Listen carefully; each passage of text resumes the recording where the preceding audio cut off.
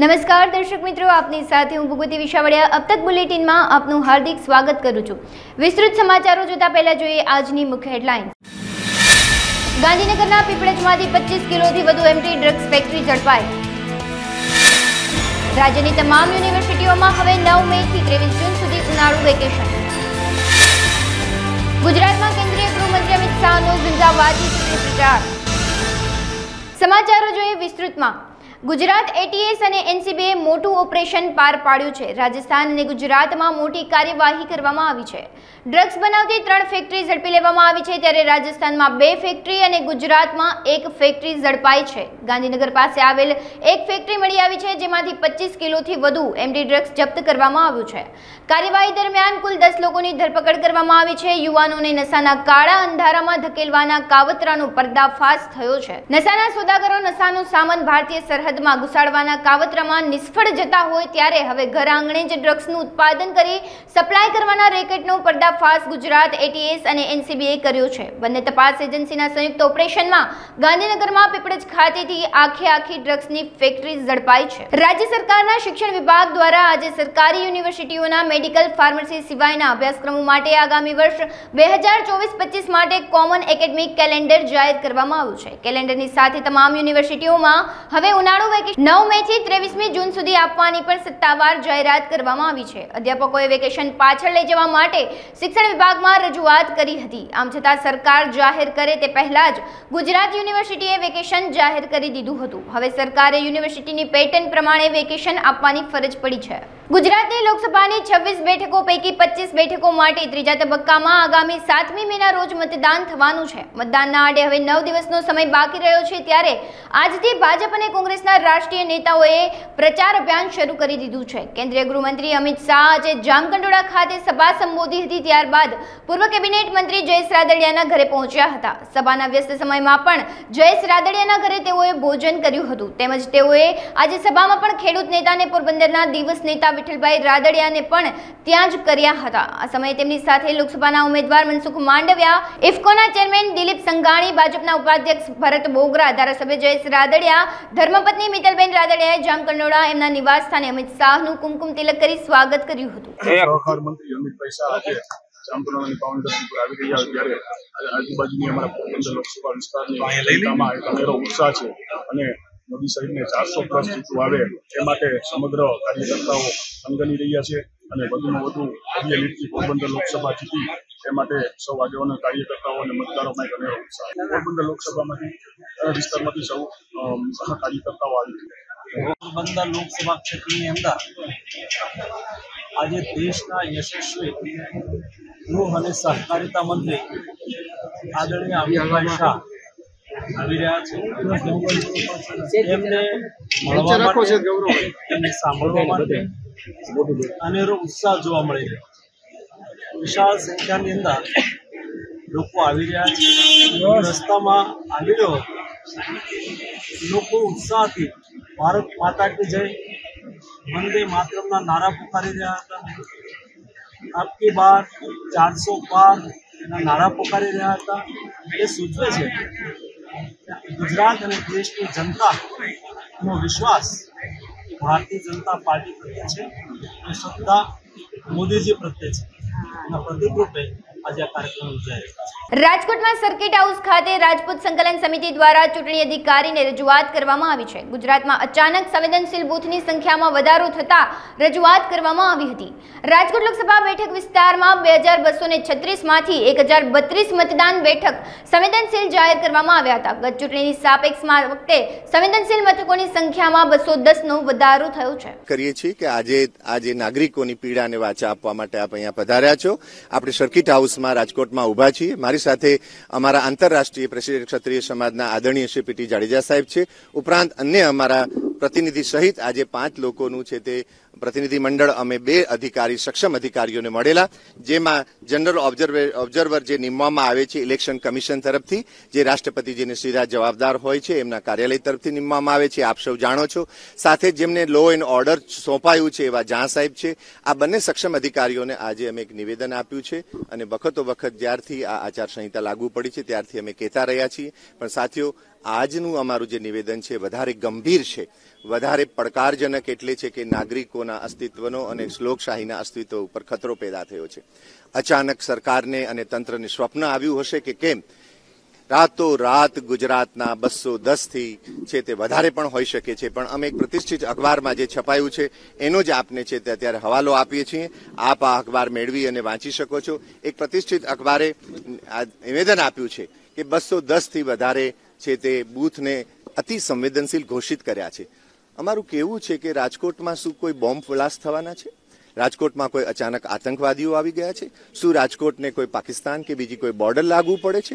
1-2 સંવેદનશીલ બૂથો હોઈ શકે છે, દેશમાં હોય પણ છે, અને લો એન્ડ ઓર્ડરના કારણે સરકારે એને ઘોષિત પણ કરવા પડતા હોય છે. પણ એકદમ રાતોરાત 210 બૂથો આ કઈ રીતે થઈ શકે? જો આ અખબારની વાત સાચી છે તો આજે અમે આપના માધ્યમથી છે તે તંત્રને અને સરકારશ્રીને પૂછવા ઈચ્છીએ છીએ કે રાજકોટમાં એવું તે શું થયું કે આપણે આ ઘોષિત કરવા પડ્યું.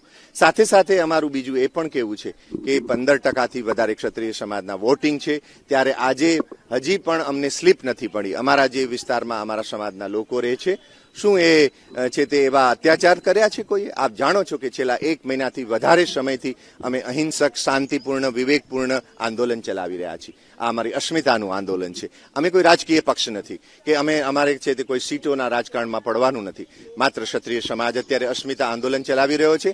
આવે વખતે તંત્ર અને સરકાર આ જે અઘોષિત છે તે એક પ્રકારની અરાજકતા એમણે પેદા કરી છે, આના પરિણામો સારા નહીં આવે. એટલે આપના માધ્યમથી અમે કહીએ છીએ તંત્રને અને સરકારશ્રીને કે આજના ઓફિસ અવર્સમાં તાત્કાલિક આની તપાસ કરવામાં આવે, અને જો આ અઘોષિત આ છે તે 210 અઘોષિત રીતે તમે ઘોષિત કર્યા છે તો એ કયા બૂથો છે, ત્યાં શું શું સવાલો છે, એની તાત્કાલિક અમને એ યાદી આપે, એના કારણો દર્શાવે. અને હું આપને પણ કહું છું, પત્રકાર આલમ રાષ્ટ્રના ચોથો સ્તંભ કહેવામાં આવે છે. અમે આપના પ્રત્યે આદર વ્યક્ત કરી છે.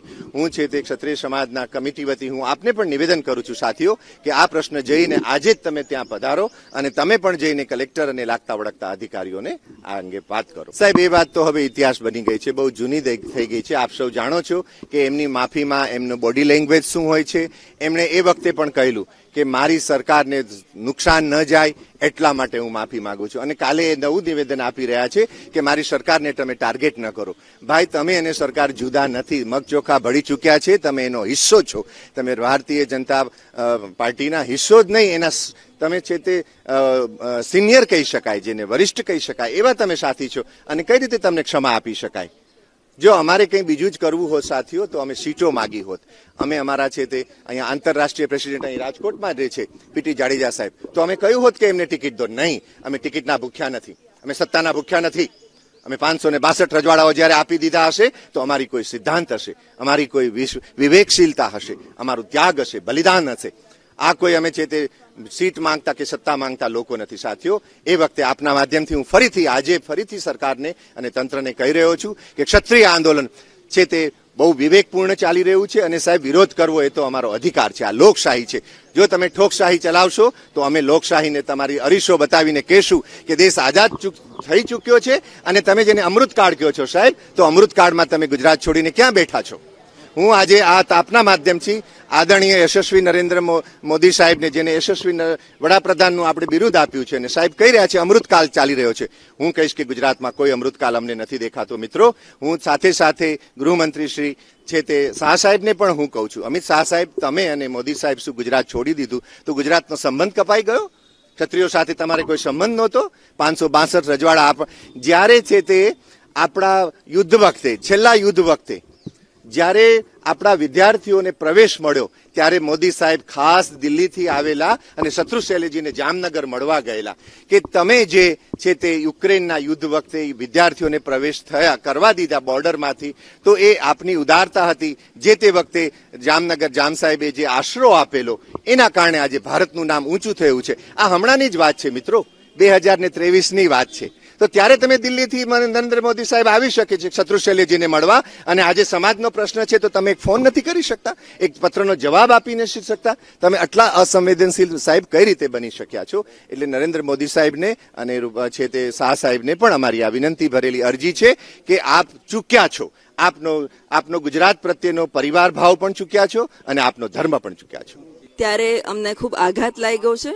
અત્યારે લોકશાહીની જાગૃતતા ઢબે અને અસ્મિતાની આ લડાઈમાં આવી રીતે જો તાત્કાલિક ધોરણે કોઈ પણ બૂથને અથવા તો કોઈ પણ વોર્ડને સેન્સિટિવ જાહેરાત કરી આપવી એ કેટલા હદે વ્યાજબી, એનું નમ્ર નિવેદન અમે લોકોએ કર્યું છે.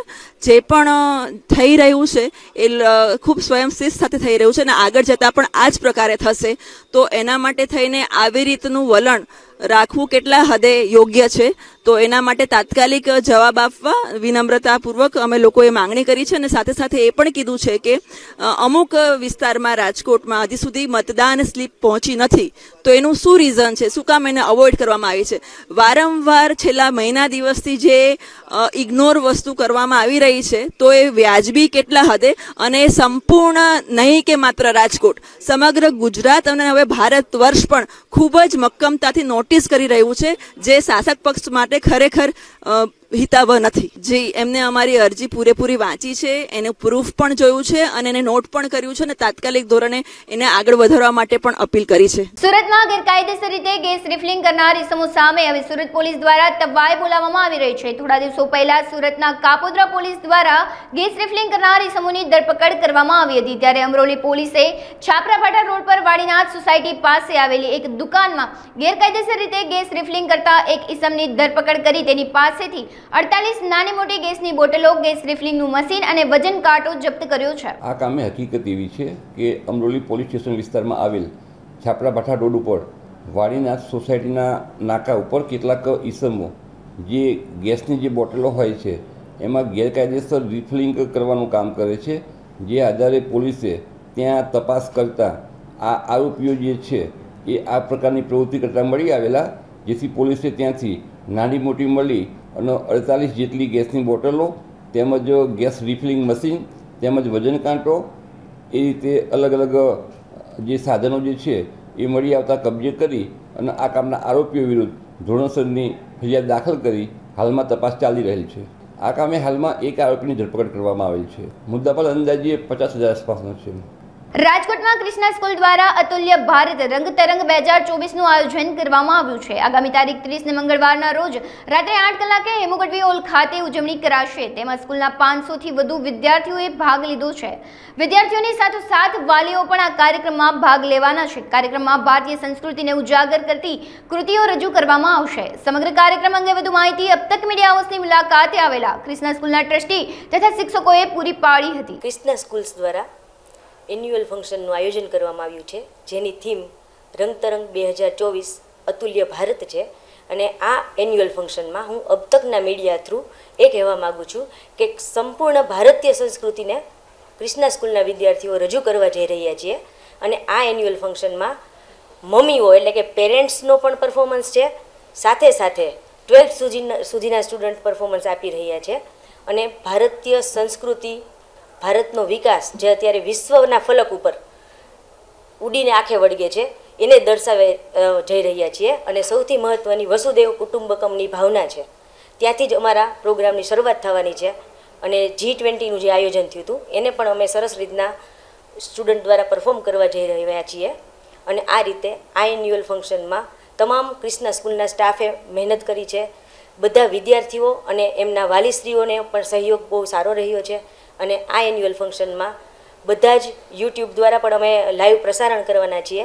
તો આ ફંક્શન બધા જોવે અને અમારા વિદ્યાર્થીઓનો ઉત્સાહ વધાવે એવી એક હું વિનંતી કરું છું. અને ખાસ અમારું ફંક્શન છે એ 30 એપ્રિલે હેમુગઢવી હોલમાં સાંજે 8 થી 12 સુધી છે.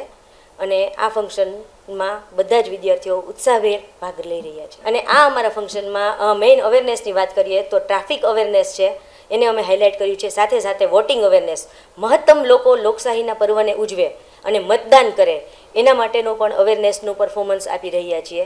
વુમન એમ્પાવરમેન્ટ છે, સોશિયલ મીડિયા અવેરનેસ છે. આ રીતના બધા પ્રોગ્રામ અમે રજૂ કરવા જઈ રહ્યા છીએ. સમગ્ર વિશ્વ લોકશાહીના જે મહાપર્વ ઉપર મીટ માંડીને બેઠું છે તેનું પ્રથમ અને દ્વિતીય ચરણનું મતદાન પૂરું થઈ ગયું છે। ત્યારે ગુજરાતમાં 7 મેના દિવસે લોકશાહીના સંરક્ષણ અને સંવર્ધન માટે જ્ઞાતિ જાતિથી ઉપર ઉઠી મહત્તમ મતદાનની અપીલ કરતું એક અભિયાન રાજકોટમાં શરૂ કરવામાં આવ્યું છે। વોટ મેક્સ કેમ્પેન નામના અભિયાન દ્વારા લોકોને જાગૃત કરાશે અને વધુ મતદાન કરવા અપીલ પણ કરવામાં આવશે। જાહેર સ્થળોએ વોટ મેક્સ કેમ્પેનની ટીમ દ્વારા જાહેર જનતાનો સંપર્ક કરી મતદાન અંગે જાગૃત કરાશે। સમગ્ર કાર્યક્રમ અંગે अब तक मीडिया हाउसની મુલાકાતે આવેલા ગૌતમભાઈ ધમસાણિયા, ડેનિશભાઈ આડેસરા અને સમગ્ર ટીમ દ્વારા માહિતી પૂરી પાડવામાં આવી હતી। ડેનિશ આડેસરા, સમાજ દ્વારા સમાજ જાગરણ, મહત્તમ મતદાન થાય, આપણે સૌ જ્ઞાતિ જાતિથી ઉપર ઉઠી રાષ્ટ્ર માટે મહત્તમ મતદાન કરીએ એટલે સમસ્ત ટીમ સાથે મળી અને વિવિધ અમે કાર્યો કરવા જઈ રહ્યા છીએ, જેવા કે સ્કૂલ કોલેજોમાં સંકલ્પ કરાવવાના છીએ, લગ્ન કથા હોય, મંદિરોમાં, પછી વિવિધ એસોસિએશનો દ્વારા પણ ઇન્સેન્ટિવ આપીને કેમ મહત્તમ મતદાન થાય કે પહેલાં અને બીજા તબક્કામાં 5 થી 10% મતદાન ઓછું થયું છે, તો લોકશાહીનું સંરક્ષણ અને સંવર્ધન થાય, વધુ મજબૂત બને, એના માટે અમે સૌ મતદાનની છેલ્લી કલાક સુધી મહેનત કરી અને મહત્તમ મતદાન થાય એવા પ્રયાસો કરવાના। યુવાઓ અને જે બીજા પુખ્ત વયના લોકો છે, ભાઈઓ બહેનો, બધાને આમાં જાગૃત કરવાનો અમારો ઉદ્દેશ્ય છે। 2022 વિધાનસભાની ચૂંટણીથી આ કેમ્પેન અમે સ્ટાર્ટ કરેલું। Myself Gautam Dhamsaniya, MD Narmada group. અમે મારી કંપનીમાં પણ એવું કર્યું છે કે જે મતદારો છે એ મતદારોને મતદાન કરીને આવે એટલે એક શોર્ટ ઇન્સેન્ટિવ રૂપે આપવાના છીએ। એટલે આવી અમે બધી ઇન્ડસ્ટ્રીઓને પણ પહેલ કરવા માટે આહ્વાન કરવાના છીએ। સાથે સાથે યુનિવર્સિટીઓ અને જે સોસાયટીઓ અને ફ્લેટ છે ત્યાં 100 જેટલી જગ્યાએ જઈ અને આ વધારેમાં વધારે મતદાન થઈ શકે। અને જે ડેનિશભાઈએ વાત કરી એમ પ્રથમ ચરણોમાં ઓછું મતદાન થયું છે, તો ખરેખર લોકશાહીમાં મતદાન મહત્તમ થાય તો જ લોકશાહીનો અર્થ સરે। તો એના માટેના અમારા પ્રયત્નો સારી રીતે છેલ્લી ઘડી સુધી રહેશે। મંગેશ દેસાઈ, અમે રાજકોટથી વોટ મેક્સ કેમ્પેન ચાલુ કરેલું છે। 2022ની ચૂંટણી વખતે પણ ઘણો સારો પ્રતિસાદ લોકોનો મળ્યો હતો। અમે દરેક કુરિયર કંપનીઓમાં રબર સ્ટેમ્પ આપેલા છે કે તેને ત્યાં આવતા રોજ 10-20 હજાર કવર હોય એની ઉપર રાષ્ટ્રહિતમાં 100% મતદાન એવા રબર સ્ટેમ્પ લગાવે, એનીથી પબ્લિસિટી થશે। પ્લસ અનેક મેડિકલ સ્ટોરો સાથે પણ 2022માં પણ અમે ગોઠવ્યું હતું કે આનું પ્રચાર માટે 10%, 20% મતદાન કરીને આવે અને 10%ની બદલે 20% ડિસ્કાઉન્ટ આપવું। પછી મોબાઈલ સ્ટોરો સાથે પણ અમે બેઠક કરી હતી, એ લોકોએ પણ 10-20% ડિસ્કાઉન્ટ આપવાની કે મતદાનનું બતાવે 5 દિવસ સુધી તો 20% ડિસ્કાઉન્ટ આપવું। એવું અનેક વ્યવસાયિક સંગઠનો સાથે પણ અમે મિટિંગ કરી અને એની જાહેરાતો 1-2 દિવસમાં થશે બધાની અલગ અલગ, એવું આયોજન ગોઠવેલું છે। એટલે અમારો ઉદ્દેશ છે કે વધુમાં વધુ લોકો મતદાન સાથે જોડાય રાષ્ટ્રના હિતમાં, એની માટેનું આ કેમ્પેન ચલાવી રહ્યા છીએ। સુરતના નાનાપુરામાં મકાઈ પુલ પાસે એક હત્યાની ઘટના સામે આવી હતી। આ હત્યાની ઘટનામાં એક મિત્ર દ્વારા જ મિત્રની હત્યા કરવામાં આવી હતી। મૃતક યુવક આરોપીની 3 વર્ષની બાળકીને રમાડતો હતો। તે દરમિયાન બાળકીના પિતાને લાગ્યું કે તેમનો મિત્ર બાળકી સાથે છેડતી કરી રહ્યો છે, તેથી આરોપીએ પોતાના મિત્રના માથામાં લાકડાનો ફટકો માર્યો હતો। આ ઘટનામાં ગંભીર ઇજાના કારણે યુવકનું મોત થયું હતું। મૃતકની પત્ની દ્વારા અઠવાઇન્સ પોલીસ સ્ટેશનમાં આ બાબતે ફરિયાદ નોંધાવવામાં આવતા પોલીસે आरोपी धरपकड़ करी है। 24 तारीख की रात को लगभग 11-11:30 बजे पुलिस को इन्फॉर्मेशन मिली कि अठवा पुलिस स्टेशन की हद में मक्काई पुल के पास में फुटपाथ पे एक आदमी मृत अवस्था में पड़ा है। तो सूचना मिलने के बाद में घायल आदमी को हॉस्पिटल ले जाया गया, जहाँ पे उसको मृत जाहिर किया गया। बाद में इन्वेस्टिगेशन किया गया तो पता लगा कि जो मरण जनार है उसका नाम रविदान जबरदान बाटी है। ये अभी जलालपुर नवसारी में रहता है और पहले यहीं मक्काई पुल के पास में ही रहता था, तापी नदी के किनारे जगन्नाथ मंदिर के पास में। इसकी वाइफ और इसके बच्चे हैं वो अभी भी यहाँ रहते हैं और ये अपनी बीवी से अलग रहता है और अक्सर अपने बच्चों से मिलने के लिए यहाँ पे ये आता रहता है नवसारी से। तो अभी ये यहाँ पे आया था तो उस दिन 24 तारीख की शाम को ये और इस केस का आरोपी रमेश काड़ूभाई छगन भाई चौधरी दोनों शाम को यहाँ पे फुटपाथ पे बैठे थे। तो जो आरोपी है रमेश भाई चौधरी, उसकी 2 बच्चियाँ हैं, एक बच्ची 8 साल की है, एक बच्ची 3 साल की है। तो छोटी वाली बच्ची को वो अपनी गोद में रख के खिला रहा था और ये आरोपी को लगा कि जो मरण जनार है वो उसकी बच्ची के साथ छेड़छाड़ कर रहा है। तो इसी बात को लेके दोनों में बहस हुई और बाद में आरोपी रमेश कालू छगन भाई चौधरी ने वहीं पे पड़ी एक लकड़ी उठा के उसके सिर में और फेस पे 2-3 बार लकड़ी से मारा और इस इंजरी की वजह से उसकी डेथ हो गई।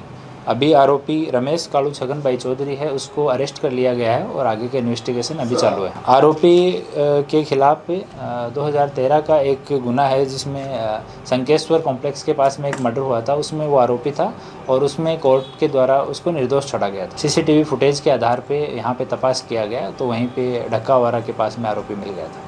જામનગર મહાનગરપાલિકા વોર્ડ નંબર 16ના સેનેટરી ઇન્સ્પેક્ટર પર આજે સવારે સફાઈના મુદ્દે તકરાર કર્યા પછી એક સફાઈ કામદારે હુમલો કરી દેતા માથાને હાથમાં ગંભીર ઈજા પહોંચી હતી। સેનેટરી ઇન્સ્પેક્ટરને સારવાર માટે જીજી હોસ્પિટલમાં ખસેડી પોલીસ ફરિયાદ નોંધવા તજવીજ શરૂ કરાઈ છે। હું જામનગર મહાનગરપાલિકામાં ઝોન 4 માં જોનલ ઓફિસર તરીકે ફરજ બજાવું છું। મારું નામ ઉર્વશી દીપકભાઈ પટેલ છે। આજ રોજ એસએસઆઈના હાજરી પત્યા પછી એસએસઆઈ શ્રી ચિરાગભાઈ સોલંકી રાઉન્ડમાં નીકળેલ અને ત્યાં નીલકંઠ નગર વિસ્તારમાં તેમના ઉપર સફાઈ કામદારના પતિએ માર માર્યો તેવું ચિરાગભાઈએ કોલ કરી અને મને જાણ કરેલ છે। તેથી હું ઘટના સ્થળે પહોંચી તો ચિરાગભાઈ ત્યાં લોહી લુહાણ હાલતમાં બેઠા હતા। એટલે મેં મારી ફરજના ભાગરૂપે મારા ઉપલા અધિકારી મુકેશભાઈ વરણવા સાહેબને જાણ કરેલ છે અને તેઓ શ્રીએ મને કીધું બેન તાત્કાલિક એમની સારવાર હેઠળ લઈ જાઓ। તેથી હું એ 100 નંબર બોલાવી 108 બોલાવી અને એમને જીજી હોસ્પિટલે હાલે સારવાર હેઠળ લાવેલ છું। સફાઈ કામદાર લેડીઝ ભાઈનું કહેવાનું એવું છે ચિરાગભાઈ સોલંકીનું કે એ સફાઈ કામદાર લેડીઝ સફાઈ કામદાર હતા, એના પતિએ એને માર્યું છે। જૂનાગઢ શહેરના કાળવા ચોક ખાતે સત્યમ સેવા યુવક મંડળ દ્વારા દર વર્ષે ઉનાળાના આકરા તાપમાન લોકોને ટાઢક મળી રહે તેને લઈ છાસ વિતરણ કેન્દ્ર શરૂ કરવામાં આવે છે। ખોડાભાયા પરિવાર દ્વારા પૂરતું દાનની રકમ આપવામાં આવે છે ત્યારે પ્રમુખ મનસુખ વાજા, ટ્રસ્ટી મારડિયાભાઈ, જોશીભાઈ બટુક, બાપુ સાંતાબેન કલ્પેશભાઈ સહિતના કાર્યકરો ભારે જહેમત ઉઠાવી રહ્યા છે। આ વર્ષે લોકસભાની ચૂંટણી આવતી હોય ત્યારે લોકો અવશ્ય મતદાન કરે, જેને લઈને છાસ કેન્દ્ર પર વિશેષ બેનર લગાવી લોકોમાં મતદાનને લઈને જાગૃતતા આવે તે અભિયાન પણ શરૂ કરવામાં આવ્યું છે। જે લોકો છાસ કેન્દ્ર પર છાસ પીવા આવે તેને આગામી તારીખ 7 મેના રોજ मतदान अचूक करे तेवी अपील पण करवामां आवे छे। આજે કાળવા ચોક ખાતે સત્યમ સેવા યુવક મંડળ દ્વારા દર વર્ષની જેમ આ વર્ષે પણ છાસનો પ્રારંભ વિનામૂલ્યે કરવામાં આવેલ છે। આજના અમારા દાતા જે ભાટુ પરિવાર વિરમભાઈ ભાટુ તથા ખોડભાયા પરિવાર દ્વારા આ છાસના અમારા દાતા છે। કાળવા ચોકની અંદર આજની આ કાળઝાળ ગરમીની અંદર લોકોને ટાઢક મળે એ માટે પ્રવાસીઓ, રાહતદારીઓ તેમજ મજૂર વર્ગ આ લોકો વધુને વધુ આ છાસ કેન્દ્રનો લાભ લે। સવારે 10 થી બપોરના 3 વાગ્યા સુધી આ છાસ બપોરના ચાલુ રહેશે તો વધુને વધુ લોકો લાભ લે એવી અમારી વિનંતી છે। સાથે સાથે 7 તારીખે જે આપણી ચૂંટણી છે એમાં પણ જૂનાગઢની અંદર જે આપણા ઉમેદવારો છે તમને જે સારા લાગે એ ઉમેદવારને ખાસ મતદાન કરજો, કારણ કે મતદાન કરવાથી આપણે એને ખૂબ આપણા જૂનાગઢનો વધુને વધુ વિકાસ થાય એના માટે તમે મતદાન કરો એવી મારી વિનંતી છે। લોકસભાની ચૂંટણી નજીક આવી રહી છે જેની તૈયારી પૂરજોશમાં ચાલી રહી છે, જેમાં ચૂંટણી પંચ દ્વારા વયોવૃદ્ધ અને શતાયુ મતદારોને મતદાન જાગૃતિ કાર્યક્રમ યોજાયો હતો। ચૂંટણી પંચે લોકસભાની ચૂંટણીને લઈને વયોવૃદ્ધ અને શતાયુ વટાવી ચૂકેલા મતદારો માટે ઘરે બેઠા મતદાન કરવાની સુવિધા ઊભી કરી છે। કેશોદમાં પોલિંગ સ્ટાફ વયોવૃદ્ધ મતદારોને ઘરે પહોંચી મતદાન પ્રક્રિયા હાથ ધરી હતી। મતદાન મથકની જેમ જ તમામ પ્રક્રિયા સાથે પોલિંગ સ્ટાફ ઘરે આવીને મતદાન પ્રક્રિયા કરે છે, જેમાં બેલેટ પેપરથી मतदान कराववामां आवे छे। चूंटणी पंचे आ सुविधाने वयोवृद्ध मतदारोना परिवारजनोए पण आवकारी हती। मारू नाम नरेंद्र दयाळजी सुबा। आज रोज मारा मदर शांताबेन दयाळजी सुबा उमर वर्षो ने तंत्र द्वारा घरे आवी अने मतदान करवा आवेल छे अने आथी बधाने जाण करूं छुं के बधाए मतदान करवुं जोईए। जामनगरमां વડોદરામાં રણજીત નગર પટેલ સમાજના પ્રસંગ દરમિયાન કેટરિંગના વ્યવસાય સાથે સંકળાયેલા કર્મચારીઓ દ્વારા માલવાહક લિફ્ટમાં માલ સામાન પહોંચાડવા માટેની કાર્યવાહી ચાલી રહી હતી। જે દરમિયાન કેટરિંગના કર્મચારી તોસીફ અહમદભાઈ મકવાણા લિફ્ટમાં ફસાયા હતા અને ગંભીર રીતે ઘાયલ થવાથી તેનું ઘટના સ્થળ પર જ મોત નીપજ્યું હતું, જેથી ભારે કરુણ દ્રશ્યો સર્જાયા હતા। આ બનાવને લઈને કેટરિંગના વ્યવસાય સાથે સંકળાયેલા અન્ય કર્મચારીઓ તથા લોકોનું ટોળું એકત્રિત થઈ ગયું હતું। સમગ્ર બનાવ અંગે પોલીસને જાણ કરતા પોલીસની ટુકડી ઘટના સ્થળે પહોંચી હતી અને મૃતદેહનો કબજો સંભાળી પોસ્ટમોર્ટમ સહિતની કાર્યવાહી હાથ ધરી હતી। આ બનાવ બન્યું છે મારા ભત્રીજાનું, અત્યારે વેકેન્શન આલે છે। મારા ભત્રીજા અત્યારે રજા ઉપર 10મી પાસ છે।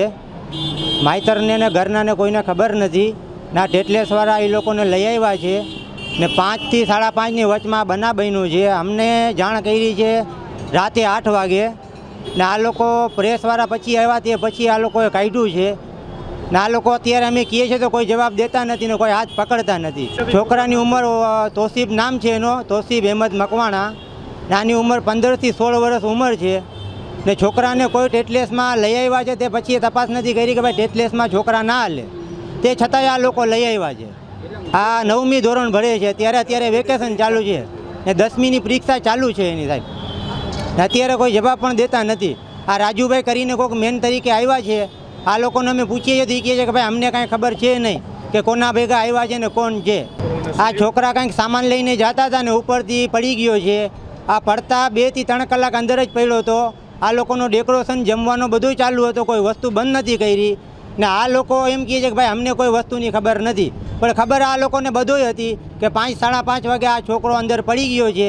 નથી પોલીસને જાણ કરી, નથી કોઈ ઘરનાને જાણ કરી, અમને વાયા બધું ખબર પડી ત્યારે અમે અહીંયા પહોંચ્યા છે। અત્યારે અમે કહીએ તો અમે સરકાર જવાબ દેતા નથી। આજરોજ અમને સાંજના 19:50 પટેલ સમાજ રણજીત નગરમાં એક છોકરો લિફ્ટમાં ફસાઈ ગયેલ છે એવો અમને કોલ આવતા તાત્કાલિક અમે ઘટના સ્થળે જઈ જે છોકરાને લિફ્ટમાં ફસાયેલો હતો અને અમારી રેસ્ક્યુ કામગીરી કરી અને એને અમે બચાવેલ। બેશુદ્ધ અવસ્થામાં હતો, પછી 108 મારફત એને હોસ્પિટલમાં પુગાડેલ અને અમારી પૂરની ટીમ ફાયરની તાત્કાલિક ઘટના સ્થળે જઈ અને ટૂંકા સમયની અંદર અમે અમારો રેસ્ક્યુ કામગીરી પૂર્ણ કરેલી। લિફ્ટ હતી જે માલ સામાનને ઉપર નીચે લઈ જવા માટેની લિફ્ટ, ખુલ્લી લિફ્ટ હતી। સમગ્ર રાજ્યમાં ક્ષત્રિય સમાજ ડાવરા વિરોધ કરવામાં આવી રહ્યો છે, ત્યારે વડોદરાના ભાદરવા ગામમાં ક્ષત્રિય સમાજ કમિટીના આગેવાનો તથા ગામના નાગરિકો મળી પ્રતિક ઉપવાસ પર ઉતર્યા હતા। આથી પોતાના જટિલ વિરોધ દર્શાવ્યો હતો અને ભાજપ પક્ષે રૂપાલાની ટિકિટ કેન્સલ ન કરતા ક્ષત્રિય સમાજ ભાજપ પક્ષનો પૂરેપૂરો વિરોધ કરશે। ગામમાં ભાજપ પક્ષના કોઈ પણ કાર્યકરને પ્રચાર અર્થે ગામમાં પ્રવેશવા દેવામાં નહીં આવે તેવું ભાદરવા રાજપૂત સમાજ કમિટીના સભ્ય વિજયસિંહ મૈડા દ્વારા આહવાન કરવામાં આવ્યું હતું। જય માતાજી। આજરોજ સાવલી તાલુકાના ભાદરવા ગામે, અને ભાદરવા ગામ એટલે 80% ભાદરવાની અંદર રાજપૂતો અને ક્ષત્રિયો વસેલા છે। આજે 562 રજવાડા રાજપૂતોએ આ લોકશાહી માટે આપી દીધા, ત્યારે રાજપૂતોની લાગણીને માન આપીને પણ આ સરકારે, ભારતીય જનતા પાર્ટીએ એક રૂપાલાની ટિકિટ રદ ના કરી શક્યા। તો ખરેખર બધાની લાગણી દુભાઈ છે અને આજે ભાદરવા ગામની અંદર પ્રવેશબંધી કાર્યાલયનું ઉદ્ઘાટન કર્યું છે। આ પ્રવેશબંધી કાર્યાલય એટલે અહીં આગળ અમારા ગામની અંદર 80% રાજપૂતો વસે છે, ત્યારે અહીં આગળ ભારતીય જનતા પાર્ટીના કોઈ ઉમેદવાર, કોઈ કાર્યકરે અહીં આગળ રેલી કાઢવી નહીં, અહીં આગળ કોઈ સભા કરવી નહીં અને પ્રચારાર્થે આવવું નહીં, એનો સખત અમે વિરોધ કરીએ છીએ કે અહીં આગળ કોઈએ પ્રવેશ કરવો નહીં। સાથે સાથે ભારતીય જનતા પાર્ટી એને માનવાવાળા લોકો ઘણા છે, પણ એક કહેવત છે કે સોનાની કટારી હોય ને એ કેડમાં રખાય, પેટમાં ના ગલાય। તો એ પદ્ધતિથી આ ભાદરવા રાજપૂત સમાજ એનો ખરેખર વિરોધ કરે છે। પણ જ્યારે સમાજની વાત આવે, જ્યારે ધર્મની વાત આવે, ત્યારે રાજપૂતો એક છે અને આજે ખાલી ભાદરવા ગામની અંદર નહીં પણ આજે આખા ગુજરાતની અંદર, આજે આખા દેશની અંદર રાજપૂતો રોડ ઉપર આવી ગયા છે, એનું પ્રદર્શન કરી રહ્યા છે, આજે ધર્મરથ પણ કાઢી રહ્યા છે। તો ખરેખર જો તમે એક સમાજની આટલી બધી અવગણના કરતા હોય, જેને દેશ માટે લીલા માથા વધી રહ્યા છે, ગાયો બહેન દીકરીઓ માટે જેને પોતાનું બલિદાન આપ્યું છે, એ સમાજની તમે અવગણના કરો છો એક વ્યક્તિના લીધે, તો ખરેખર આ સમાજ આજે દુઃખી છે, એક દુઃખની લાગણી અનુભવે છે। તો આ ભારતીય જનતા પાર્ટીને અમારે એટલું જ કહેવું કે અમારી કોઈ માંગણી નથી, અમે ખરેખર રાજપૂતો આપતા રહ્યા છે, કોઈ દિવસ લીધું નથી. હાલ સમાચારોમાં બસ આટલું જ. વધુ સમાચારો જોવા માટે તમે જોતા રહો અબ તક. નમસ્કાર.